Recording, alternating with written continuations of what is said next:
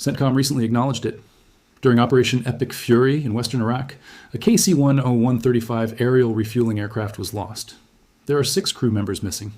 The actual backbone of American air power in the Middle East theater is a $100 million strategic logistics plane.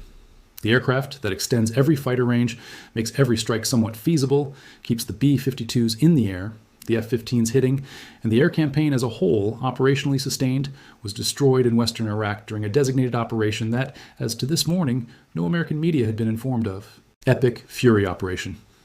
The name conveys information that CENTCOM's statement does not, so stop there. Before they are carried out, military operations are named. Planning, approval, a clear goal, a force package, and a schedule are all necessary for calling an operation.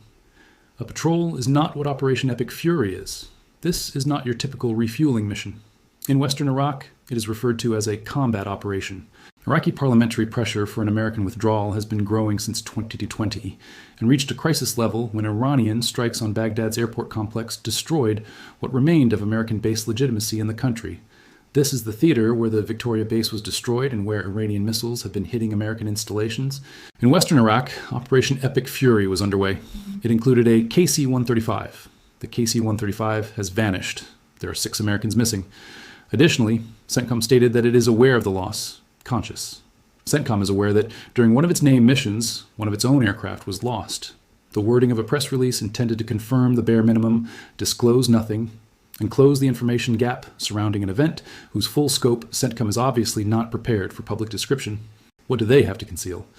Let me explain what a KC-135 is and why CENTCOM had to use the language of awareness to handle its loss in western Iraq during a designated operation known as Epic Fury. The most significant aircraft in the U.S. military that is rarely discussed is the KC-135 Stratotanker. Not the most attractive, not the deadliest, but the most crucial. Since 1957, the United States has used KC-135s or their successors in every offensive air action.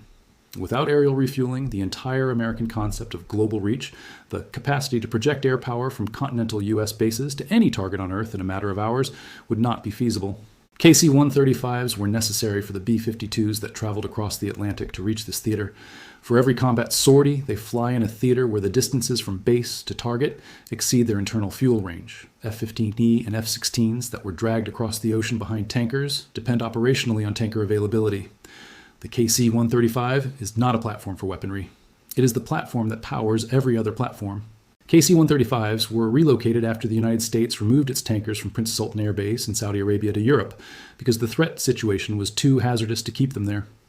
CENTCOM determined that the most logistically vital aircraft in the theater had to depart Saudi Arabia for their own safety. One of these aircraft, a KC-135, had recently crashed in western Iraq during Operation Epic Fury, killing 6 crew members.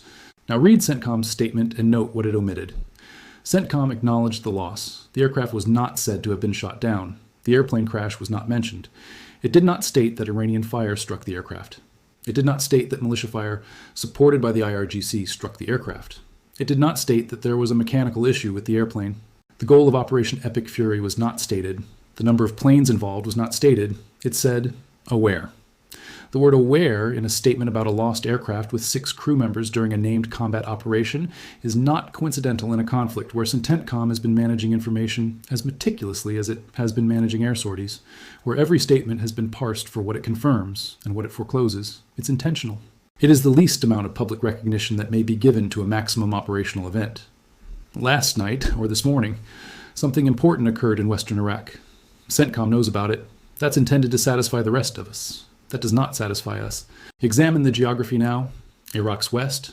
Baghdad is not western Iraq. The Shia heartland, where Iran's political influence is most pervasive and where popular mobilization forces are most advanced, is not western Iraq. The Anbar province, the Sunni heartland, and the desert stretching from Baghdad to the borders with Syria, Jordan, and Saudi Arabia make up western Iraq. The region where the Sunni insurgency was concentrated in 2004, 2005, and 2006, the area where Fallujah and Ramani are located, the area where al-Qaeda in Iraq evolved into ISIS, and the area where ISIS was crushed militarily but never completely eradicated philosophically. Additionally, it is the region next to Syria and the Syrian desert, where militia logistics routes supported by Iran travel from Iran through Iraq into Syria and then to Hezbollah in Lebanon. Under the 2001 AUMF and its 2002 replacement, American Special Operations Forces have been fighting ISIS on this territory. The area where the American military is most forward, exposed, and reliant on air support from aircraft that require KC-135s to get them from the facilities that remain operational following Iran's methodical campaign of base suppression. In that area, a KC-135 supporting Operation Epic Fury went down. The radar post in the interior of Jordan, Muwafaq, a saline air base, was intended to be inaccessible in a battle where Iran has shown it can reach Jordan. Nothing is beyond western Iraq. Iranian ballistic missiles and drones, as well as the IRGC-backed militia network, have been operating in western Iraq for years and have been actively targeting American forces even before this fight officially started. There was no safe airspace where the KC-135 went down.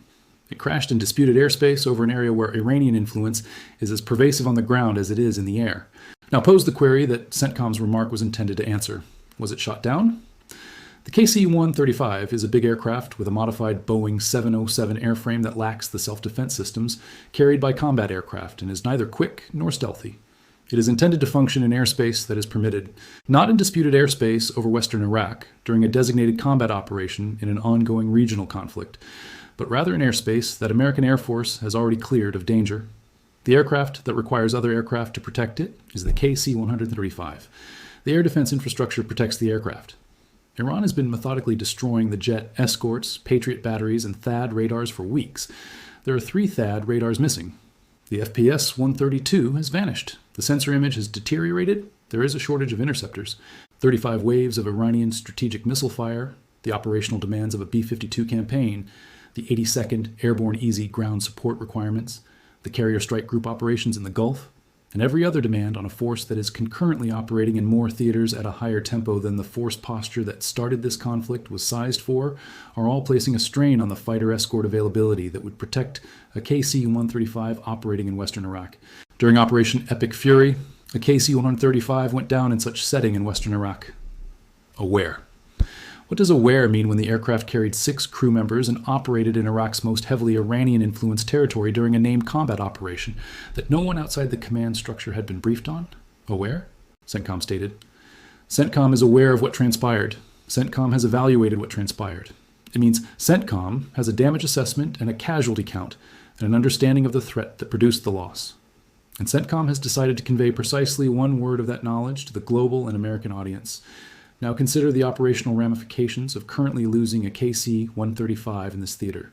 Europe has already received the tankers. That was the tail. Prince Sultan posed too much risk. The tankers withdrew to bases in Europe. Compared to before the threat environment compelled the redeployment, the air campaign's logistics spine is now operating thousands of miles away from the theater. The KC-35s that left Saudi Arabia have been replaced with KC-135s in Europe. The fighters and B-52s rely on these tankers. They are the planes that allow American Air Force to reach targets in the Gulf theater from bases in Europe. There is no longer one of those planes supporting Operation Epic Fury in western Iraq from wherever it was staged. Every KC-135 loss is more than a single aircraft loss. It is the loss of the missions that would have been supported by airplanes. Each fighter flight that the missing KC-135 would have refueled either doesn't take place or is assisted by a different tanker that was already assigned to another mission. Because the production of a tanker is measured not in its own flights, but in all the sorties it enables, the multiplier effect of losing a tanker is larger than the multiplication effect of losing a strike aircraft. In a theater where the air campaign is already handling the 82nd Airborne's ground support needs, the degraded radar network, the depleted interceptors, the carrier strike group operations, and the B-52 strategic strike missions, the air campaign has simply shrunk. It is unacceptable to be smaller, and 6 crew members, 6 Americans operating a tanker rather than a combat aircraft. The KC-135 crew is not made up of fighter pilots who anticipate being shot at. Tanker crews are highly trained and talented experts whose purpose it is to move fuel in the air, not to fight. They operate in what is meant to be a protected airspace. They operate in what is meant to be a safe rear area under American air defense. During Operation Epic Fury, it was unsafe in western Iraq. It wasn't safe, so 6 individuals have left. CENTCOM knows. Watch the question this loss raises about operational security. Despite CENTCOM's information management, the question is forced into the open by the term Operation Epic Fury. What was the goal of Operation Epic Fury? There are goals for named operations. The moniker Epic Fury does not refer to a defensive operation. Offensive activity is implied by fury. Epic suggests size. Iran has been attacking American bases, blocking the Strait of Hormuz, firing 35 waves of strategic missiles, and offering a deal that Washington has not yet responded to during a named operation in western Iraq during an ongoing regional conflict. In that situation and in that region, a specified operation is neither a standard administrative patrol nor a counter-ISIS mission. It seems that the goal of Operation Epic Fury was to accomplish something important in western Iraq, something that needed help from a KC-135. Iran, or Iranian-backed forces in western Iraq, were in a position to challenge this, something that resulted in the loss of a strategic logistics airplane carrying 6 crew members over disputed territory. What was it? CENTCOM does not claim that the lack of information around Operation Epic Fury is unintentional. It is controlled. It is CENTCOM safeguarding operational security surrounding a recent or current operation whose specifics, if revealed, might reveal information about U.S. goals in western Iraq that the command is not ready to publicly declare. Was it an attack on militia forces in the Syrian border region supported by the IRGC? An Anbar Desert Special Operations raid on a high-value target? A logistical blockade of Iran's supply routes via western Iraq? A mission to provide ground support for the early theater positioning of the 82nd Airborne? Something quite different. All we have is the name. 6 crew members perished aboard a KC-135 during Operation Epic Fury in western Iraq. CENTCOM is aware. The true tale lies in the spaces between those facts. CENTCOM is merely using the word aware to fill up such gaps. In light of everything that has transpired during this conflict, this is the significance of the KC-135 loss. The USS Abraham Lincoln has been affected by this conflict. 3 THAAD radars have been damaged as a result. 67 Americans have died as a result in Kuwait. The Victoria base in Baghdad has been completely destroyed by that. This has used deadly drone enforcement to seal the Hormuz Strait. Oil is now more than $130 as a result. This has destroyed underground networks and 250,000 Iranian soldiers. 35 waves of strategic missile fire at U.S. and Israeli bases have occurred since then. That has resulted in a contract offer from Thrawn, a missing Israeli prime minister, a broken NATO alliance, and talks about the withdrawal of $2 to $3 trillion worth of sovereign wealth funds. A KC-135 crashed in western Iraq that morning during that conflict. CENTCOM said they were aware of 6 additional Americans involved in a named operation that no one had heard of. The American military's ability to cope with the loss of 1 KC-135 and 6 crew members is not at issue. It is able to.